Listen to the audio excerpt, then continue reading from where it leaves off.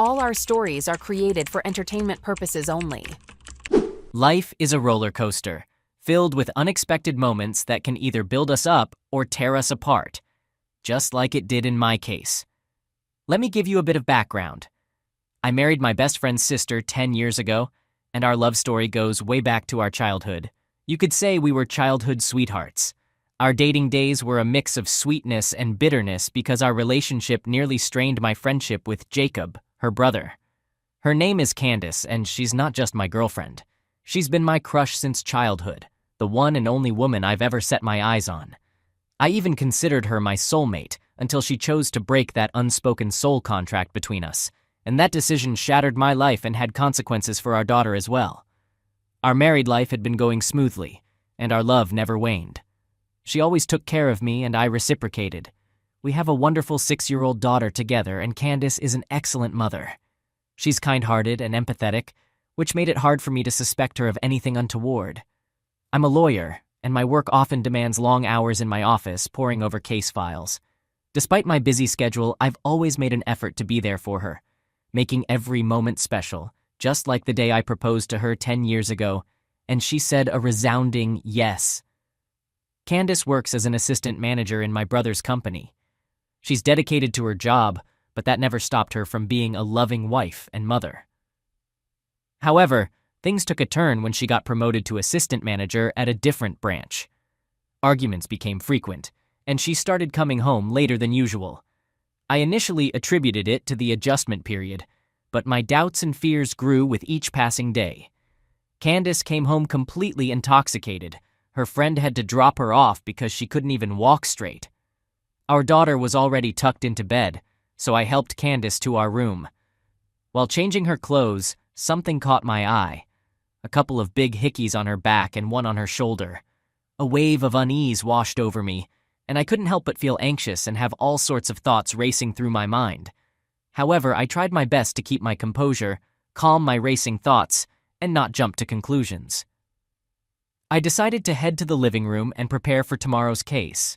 But no matter how hard I tried to focus, those hickeys kept bothering me, and I couldn't stop wondering how she got them.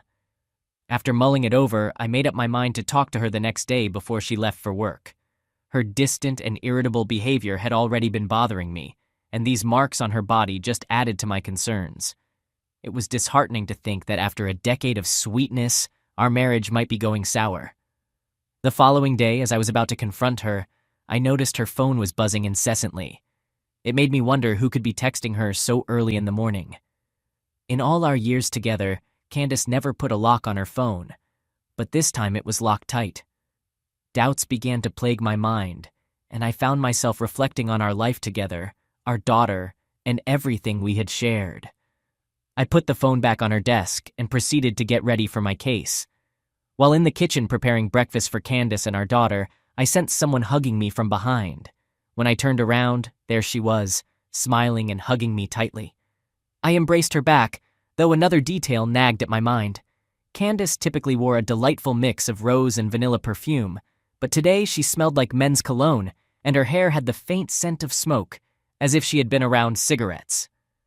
Despite her cheerful demeanor at the dining table, I couldn't help but feel uneasy. So I asked her what had put her in such a good mood. She told me she was happy because I made her breakfast, but I couldn't resist asking her about her whereabouts the previous night. Her smile faded, and she began apologizing, explaining that she had forgotten to inform me about a welcome party at her new office. She had intended not to drink but ended up having too much. Her demeanor shifted, and she seemed uneasy. Curiosity got the better of me, so I inquired about the mysterious hickeys on her back, and when she started locking her phone. Her reaction was sudden and extreme. She stood up, clutching her hair in a frantic manner. Concerned, I rushed over to calm her down as she screamed and cried loudly. Her behavior frightened me. She accused me of being insensitive, claiming I didn't care enough to ask about the marks and jumped to conclusions about them being hickeys. She insisted they were cigarette burns she got at the club. It made sense, and I figured anyone in my shoes might have reacted similarly. Before I could voice my understanding, she explained that her phone password was set to my birth date due to work-related files, necessitating a lock. After the heated argument, I headed to work, my mind racing with various possibilities. I wanted to confide in my brother James, but our marriage's privacy was a sensitive topic, and I didn't want to upset Candace further. So I decided to let it go. Candace's behavior had me on edge, and I couldn't shake off the suspicion. When I returned home, our daughter Lily was happily playing with her toys. However, in the bedroom, I overheard Candace giggling and engaging in a conversation that sounded flirtatious rather than fun. I approached the room and heard her ask, "How red is it?" I couldn't help but wonder what she was discussing. As soon as I entered the room, she abruptly ended the call and forced a fake laugh, clearly caught off guard. I inquired about the person she had been talking to, pretending to search for something. She casually dismissed it as just a conversation with a friend and left the room, leaving me with lingering doubts. Nope, it definitely wasn't just a friendly conversation. Something fishy was going on, and she was trying to manipulate me into thinking otherwise. That evening, she wore a backless top, and her hickey was right there, impossible to miss. It was dark and red, clearly not a burn. I love her, but I can't play the fool and let her deceive me like this. I can't help but continue to have suspicions. Update. It's been 3 weeks since my last update, and I'll be honest, it's been tough for me ever since I saw those hickeys. My gut feeling was spot on, and I wasn't just overthinking things. Candace didn't stop her suspicious behavior, so one day, I decided to stay up and check her phone after she went to sleep. Earlier that evening, I was in the living room working, and she was glued to her phone for a solid 2 hours, looking anxious while texting someone. I didn't bother asking her because I knew she'd only lie to my face. About an hour later, she was sound asleep in our bedroom. Let me emphasize that we hadn't been intimate for a whole month now. Even on the days I tried to initiate, she claimed exhaustion, but I didn't want to argue about it. As I was about to reach for her phone, it started buzzing with an unknown number calling her. I grabbed the phone and took it outside the room, answering the call myself. What I heard almost made me sick to my stomach. On the other end of the line was a woman screaming something that shook me to the core. She was yelling about how she'd finally found Candace's number and threatened to expose her affair with her husband from the office. My heart sank, but I composed myself and explained that I was her husband, trying to defuse the situation. This woman, named Jenny, turned out to be the wife of Matthew, a colleague of Candace's at work. She gave me her address and asked me to meet her, as she had something important to share. I have to say, there's nothing worse than being betrayed by someone you vowed to spend your life with. All this time, I had hoped and prayed that my suspicions were wrong. I loved her, and the thought that on nights she rejected me, she might have been with her coworker, was devastating.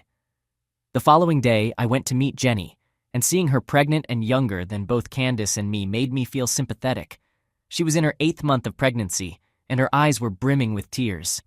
Strangely, I couldn't cry. Instead, anger was the only emotion I could feel.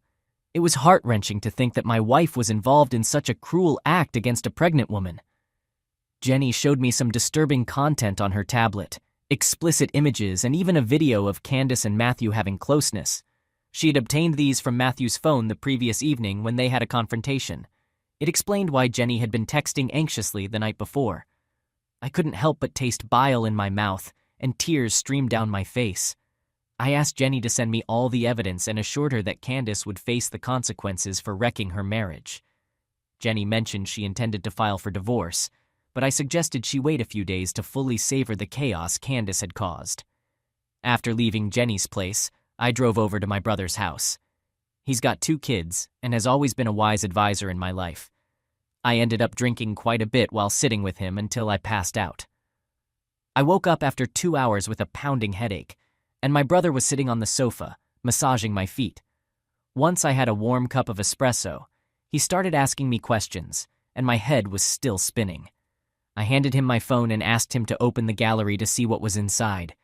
His expression turned to one of disgust, and he immediately placed the phone on the table. I shared the whole situation with him, and he provided me with additional information. It turns out Candace had been cheating even before her recent promotion. In her previous team, Matthew was her team leader, and it seemed like there might have been some connection between her actions and her desire for a promotion. I should also mention that one aspect of Candace's personality I forgot to mention earlier is her greed. She was never after money, as she earned her own, but she had an insatiable hunger for fame and higher positions. Given this, I wasn't entirely surprised if that was a motivating factor in her actions. James, my brother, owned the company, but he mostly worked from home because his wife Rose was half paralyzed. That's a whole different story, though. Anyway, he's a fantastic brother and husband. I asked him why he hadn't told me any of this earlier. He explained that he had been conducting his own investigation into the matter and didn't want to act solely based on rumors. He lacked concrete evidence to support his case, so he decided to keep quiet. I drove back home, rehearsing how to act normal as if nothing had happened. When I entered, Lily rushed towards me, and I scooped her up, pretending to be all smiles. Candace walked over, kissed me on the lips, and cheerfully announced that she had made my favorite lasagna. I felt nauseated just thinking about it. Dinner was a challenge with her, and I was eager to put an end to this charade as soon as possible. To put it plainly, she's evil, a narcissist, and a master at gaslighting. As I was about to head into my office, Candace hugged me from behind. I turned to look at her, and she was wearing a red satin slip dress. She used to look beautiful, but today, she appeared repulsive to me, and it was difficult to even glance at her. She asked if I had answered that call from last night. I immediately denied it. She pressed me again, assuring me that I could tell the truth without consequence, but I wasn't about to fall for her manipulative games. I disagreed once more and kissed her lips. I was following her trail of lies and gaslighting, leading her on. She pushed me onto the bed and whispered in my ear that Lily was already asleep. I asked her if she was feeling tired as usual. She looked at me in disbelief and declined. I put up a feeble resistance, but I eventually gave in. I did it partly to humiliate her later. It's going to hit her hard when she realizes that I already knew about her deceptions and how repulsive her actions were. It turned out to be the most passionate encounter we'd ever had, and I felt no guilt about how it would affect her. After all, she had been using my emotions against me, so this time, I used her. Once she fell asleep, I carefully removed my arm from under her head, left the room, and made my way to my office. There were 3 missed calls from James. I called him back, and he asked me to meet him tomorrow. Apparently, there was something he couldn't discuss over the phone. I stood in Lily's room, gazing at her innocent face. I felt a mix of anger and sorrow towards Candace for robbing our daughter of her childhood and our happiness. Sleep eluded me as I pondered what awaited me next. I'll provide another update once I've sorted things out. Update. I apologize for the delay in updating you all. I've been quite occupied with ensuring that my wife faces the consequences of her actions and finalizing the divorce proceedings. Instead of providing regular updates, I thought it best to wait until everything was sorted out. So in the morning, I drove over to James, and he was at the company's office. He showed me something on his computer that left me stunned. On the screen were pictures of Candace with various men, including one from our school named Richard, who also happened to be her team leader. Like I mentioned before, James had been conducting his own investigation, and he uncovered the fact that Candace wasn't just involved with Matthew, but with several others as well. Employees had even confessed to James that Candace was rather promiscuous, often going to clubs with them. Candace had slept with Richard because he had promised to promote her to the position of assistant manager, which he did. She had also engaged in similar behavior with Matthew. James had recorded these conversations as evidence for the company's internal investigation. You see, the company had strict no-dating policies, and this revelation was going to result in many employees losing their jobs, including Candace. Candace had always possessed an attractive allure and knew how to use it to her advantage. James sent an email to the branch where Matthew and Candace were employed, essentially exposing their inappropriate activities. In the midst of this, I was feeling quite helpless and uncertain about what to do next. As soon as the branch received the email, Candace began calling me frantically. I reluctantly answered, and she implored me to return home immediately. I informed James about this and made my way home. Upon entering, I found Candace in tears. She rushed to hug me, but I refrained from reciprocating. She looked at me with tear-filled eyes and mentioned losing her job without providing a clear reason. I probed further, and she began weaving a web of lies. I firmly pushed her away and confronted her, threatening to expose the video of her involvement with her colleagues on our TV screen, a video I had learned about from Jenny. She stared at me in disbelief and, once again, resorted to gaslighting, suggesting that my constant preoccupation with work had driven her to these actions. Just as Lily entered the room, Candace attempted to reach for her, but I halted her charade of feigned concern for our daughter. I informed her that I had already initiated divorce proceedings and that her termination from her job was a direct consequence. I asserted my intent to gain custody of our daughter and ensure her well-being. Being a lawyer, I was confident in my ability to navigate this legal process effectively. Candace's emotions overflowed as she began sobbing, crying, and pleading with me, asking if there was anything she could do to make things right. Anger surged through me, and I questioned how she could even contemplate fixing anything when she showed no remorse for her actions. I reached out to James, requesting that he take Lily to his place so she wouldn't have to witness this painful ordeal. I couldn't help but feel sorry for my little girl. When she was born, I had been filled with hope for her future, and she had been blessed with 2 loving parents. Growing up with a single parent myself, I had always been determined to shield my daughter from experiencing the same hardships in her life. I inquired of Candace whether she wanted to inform her brother, Jacob, who was also my best friend, about our situation, and she reacted with sheer terror. I handed her the divorce papers and urged her to sign them, putting an end to this painful chapter. Just as she was about to sign, a surprising turn of events unfolded. My mother, her parents, and her brother arrived, and it was Jacob who proposed a plan to hold Candace accountable for her actions. The house had been named after my daughter, so Candace had no claim to it except for her personal finances and savings. Her parents, who had once held affection for me, now looked upon her with disappointment and disgust. Jacob shared that his initial opposition to our marriage had been fueled by his foresight that Candace could potentially bring ruin to our family, a prediction that sadly came true. In the midst of it all, Candace's brother, who knew her all too well, and my mother, who had treated her like a daughter, tried to console her and wiped away her tears. As I reviewed the divorce papers, I assured Candace that she could visit and even stay with Lily in our home, and I had no intention of taking our daughter away from her. Prior to this, I had already shown pictures to Jacob, although not the explicit ones, and to be honest, I had lost any respect I once had for Candace. While I might have forgiven her if her actions had been a one-time mistake, her prideful and continued misconduct had ultimately led to the downfall of our relationship. There were moments when I had been preoccupied and failed to take her out or spend quality time with her, but I had tried my best and learned from my mistakes. Regrettably, it seemed that my efforts had come too late. I had been blinded to her narcissistic tendencies, but I couldn't forget those 2 damning hickeys. Anyway, no matter what happened, it's something that can't be undone, and I can't help but miss the person she used to be. My mother offered me a place to stay for a while, but I declined. I told her that I'd be staying here, and from now on, Candace would live with me. Candace's parents were furious and didn't hold back their harsh words. They were highly respected professionals in their fields, and she had tarnished their reputation. On the other hand, Jenny, who had also gone through a divorce, moved to a different city to live with her parents. Life after the divorce was challenging to navigate, but the satisfaction of having made her lose her job remained a constant source of comfort for me. Seeing the aftermath of what transpired was tough for Lily, but she enjoyed spending time with her grandmother, engaging in activities like playing and coloring. At times she felt sad because, of course, the little one missed her mother. As for Candace, she embraced her newfound freedom to meet different men regularly. She visited Lily daily, but we hardly crossed paths because whenever she came over, I was already in my office. I occasionally caught glimpses of Matthew dropping her off for a week, and after that, it was someone else. These were not just platonic encounters. She exchanged proper kisses with them after getting out of the car. Had she always been like this? I was too blind to see it, and honestly, guys, I feel like I dodged a bullet. After 14 years together, I'm still in shock, and if it weren't for the breakdown in communication, I might never have uncovered the truth.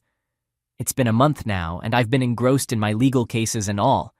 We did encounter each other occasionally and exchanged greetings, but I can't shake this feeling of emptiness and sadness. I've even had to turn to medication for depression and anxiety. Candace, on the other hand, seems to be doing better than ever. She shows no remorse and continues with her actions.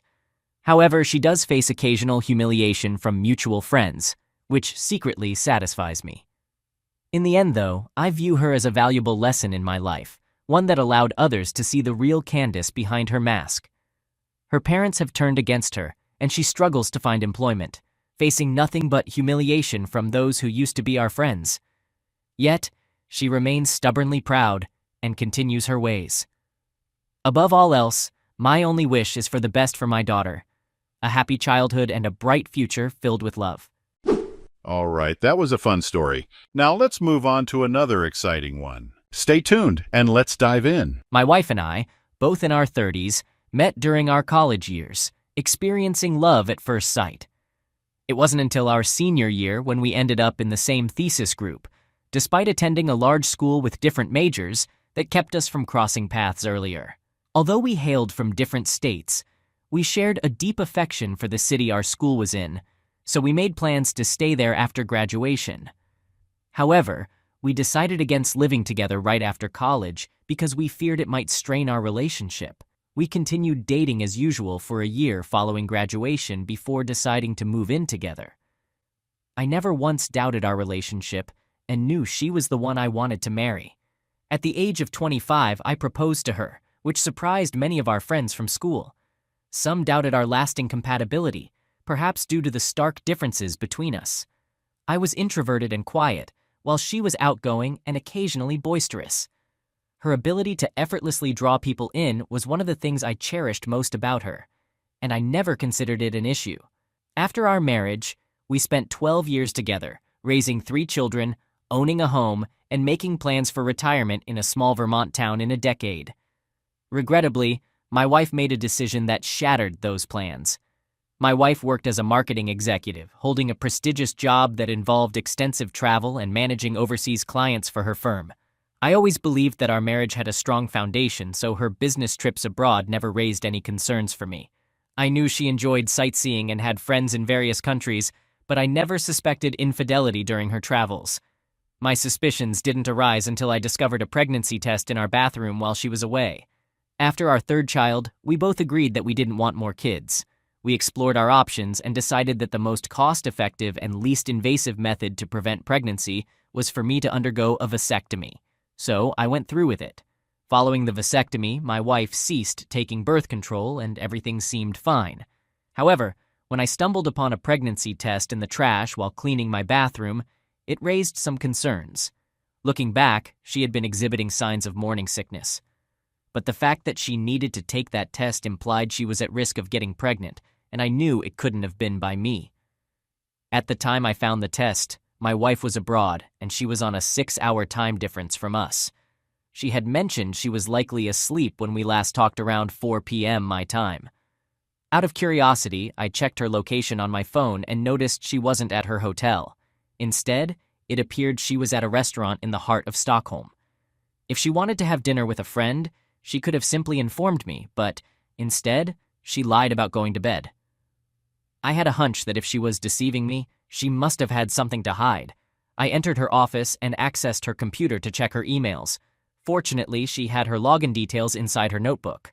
I thoroughly searched for any signs of an affair and I found undeniable evidence. It appeared that she was involved romantically with a client she had been on a work trip to visit.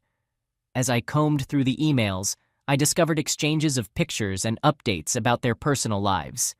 The message thread I stumbled upon dated back 3 years, but it seemed there were even more messages before that. They shared information about their families and future plans. Some messages seemed very friendly, while others were extremely explicit. I did some investigation and managed to identify the guy. I already knew he was a client, but what I didn't know was that my wife had met him while studying abroad in college, and they had stayed in touch ever since. She had known him even before she met me. Both of them continued with their respective lives, families, and jobs, but whenever the opportunity arose, they would meet for intimate encounters. I spent the entire night delving into the extensive history they had together, trying to piece everything together. It devastated me. I loved my wife more than anything, and she had kept such a significant secret from me all this time. I felt like I didn't even know the person I was married to, and I wanted out of the relationship. There was no way I could stay with someone who could lie the way my wife did. I immediately got in touch with a divorce attorney in the morning and sent them all the documents I had gathered, including screenshots from my wife's computer. In addition to what I had already uncovered, I stumbled upon some intriguing business secrets between my wife and her affair partner that I thought her boss should know about. Essentially, her trips abroad were completely unnecessary. She was creating fake trips at work and using company funds to pay for them. I found private conversations where she and the other man planned their rendezvous and came up with plausible excuses for work. It was just another layer of deceitfulness on my wife's part. I didn't confront my wife about it when I discovered everything. Instead, I decided to wait until she got home. However, when she texted me before her 13-hour plane ride back home, I had a sudden idea to expose everything to her while she was blissfully unaware. I reached out to her boss and forwarded all the evidence to him. He was shocked by the information and told me that he would discuss it with others to gather more information. Meanwhile, I packed a few bags for myself and the kids and headed to my mother's house. We wouldn't be at home when my wife returned. Later that day, I put my kids to bed and eagerly awaited the phone calls from my wife as she realized exactly what was happening. Around 1 o'clock in the morning, I received dozens of text messages and calls from her, insisting that we needed to talk. She asked where I was with the kids, and all I did was respond that I was divorcing her and the kids were safe with me and their grandmother. She ended up coming over to the house demanding to see the kids while they were asleep, causing a big scene. I showed her the kids so she knew they were okay. Then I told her she had to leave. I advised her to get a divorce attorney and be prepared for whatever her boss had in store for her. She told me that I had no right to go through her personal belongings the way I did, and she planned on filing a lawsuit against me. I wasn't sure how something like that would hold up, but I figured I would discuss it with my divorce attorney anyway. From what I understand, something similar happened with her partner abroad. I sent information to his employer about the misuse of company time and funds. I didn't know them personally, but I followed his wife on social media to see if there were any updates. She did end up leaving him. I proceeded with the divorce, and my wife put up quite a fight in the courtroom. There weren't any grounds for her to sue me in any way. On top of the divorce, her former employer filed charges against her for embezzlement of company funds. It seems like she'll be facing a hefty fine, but she likely won't have to serve jail time. However, the embezzlement lawsuit worked in my favor during the custody hearing. Now, I'm living a happy life without her. It was painful at first, and it took a lot of adjustment, but I now realize that she wasn't the person I thought she was. The woman I married would never have treated me the way she did. I'm relieved that I discovered her true nature and left her when I had the opportunity. My wife and I were married for 8 years, and we had 2 children together. I had a deep love for her and would have gone to great lengths to make her happy. However, she ended up tearing our family apart. We initially met through a dating app and began seeing each other shortly after matching. We had so much in common and we clicked right from the start, so it made sense to explore where our relationship could lead. Things took a serious turn when she became pregnant with our first child. The news seemed to accelerate our relationship, but neither of us was upset about it. We were excited and deeply in love. My wife gave birth to our beautiful daughter, and we couldn't have been happier. After the birth of our daughter, we decided to get married and eventually settled into a nice house. The order in which we did things may have been unconventional, but it appeared to work out for us, or so I believed. The first few years of our marriage were challenging. We had only been dating for about 6 months when she became pregnant, so we didn't really know each other that well. At the time, we weren't even living together. Our close proximity highlighted many personality differences between us. I was always outgoing, extroverted, and full of energy, wanting to seize every opportunity and experience life to the fullest. My wife, on the other hand, was reserved and enjoyed relaxation. At times, I felt like I had too much energy for her to handle. We occasionally had arguments, but we always resolved them amicably and moved forward. I believed that effective communication was a strong aspect of our relationship. In situations where we couldn't immediately resolve an argument and one of us was upset, my wife would go to her sister's house and spend the night. I knew she needed a chance to vent and express her feelings, and the next morning, she would return and we would have a conversation. All these feelings became more pronounced after the birth of our second child. Let me be clear, I adore my son more than anything, but dealing with a newborn was incredibly challenging. He would stay awake all night, crying, and it took hours to get him to fall asleep. The entire household was sleep-deprived and constantly on edge during the first month after bringing him home. Fortunately, we eventually figured out how to soothe him and restore some normalcy. I hate to say this because it might sound like a toxic stereotype, but my wife stayed at home to care for the kids and worked 70 hours a week. Often when our son was crying, I prioritized getting as much sleep as possible for work. I had assumed my wife would primarily take care of him. Many months had passed since this was an issue, and I didn't even realize it was something my wife was still holding on to. It was a grudge she had against me, unbeknownst to me, and she couldn't let it go. One night we had a trivial argument, and she brought up all the past issues. She used it against me, making me feel like a neglectful father and a bad partner for not tending to our crying son at night. I defended myself, explaining that I had to work, and the exhaustion was affecting my performance. I also pointed out that I frequently helped with our daughter, so I couldn't understand why she couldn't see my perspective. She was very upset and eventually stormed out, leaving me to take care of both kids for the night. I fulfilled my responsibilities and waited for her to return in the morning, thinking we would discuss it as we always did. The following day, she returned much later than usual, causing me to miss work due to her actions. It seemed like she genuinely didn't care about my time or how her actions affected me. We talked around noon and she was overly apologetic, as if she wanted to avoid further discussion and bring an end to the matter. After our conversation, she went to see the kids, and we didn't bring up the issue again. Over the next couple of months, her behavior changed significantly. She seemed happier and more energetic, and I couldn't pinpoint the reason behind this newfound enthusiasm. While she used to visit her sister once or twice a week during that time, it seemed like she was going there every other day. I didn't think much of it at the time, but in hindsight, I understand why she was going there. Sometimes she would take the kids with her, and other times she would ask me to watch them while she went alone. I discovered the truth when I witnessed her sneaking out of bed one night to take a call. It seemed she forgot to put her phone on silent before going to bed because her ringer woke me up. She answered the call before I could ask her what was going on, and she whispered for the person on the other end to hold on before slipping away from me. Immediately, I found this situation strange. It was unusual for her to receive a call in the middle of the night, and even more so for her to answer it and sneak away.